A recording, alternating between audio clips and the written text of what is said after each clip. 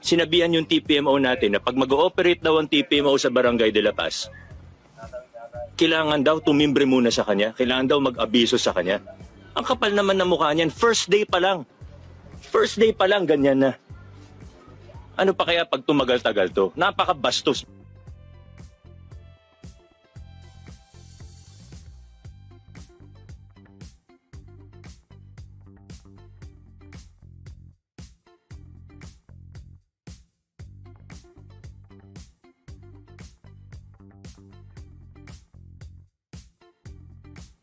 Ako, mga tao natin, basta tama ang huli, sagot ko sila. Ako, hindi politika pinag-uusapan natin dito. Kung panalo siya, panalo, walang problema. Pero matuto siyang lumispeto. Gumalang siya sa otoridad. Galangin niya yung mga tao natin sa TPMO, galangin niya ang local government of Pasig.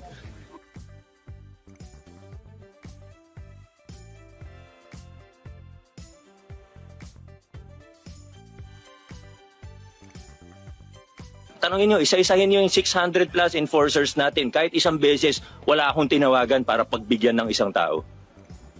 Ngayon, first day pa lang of office niya, may tatawag sa kanya, tapos sasabihin, dapat hindi hulihin yan.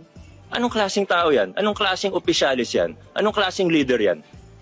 Ang leader, dapat siyang unang sumusunod sa batas.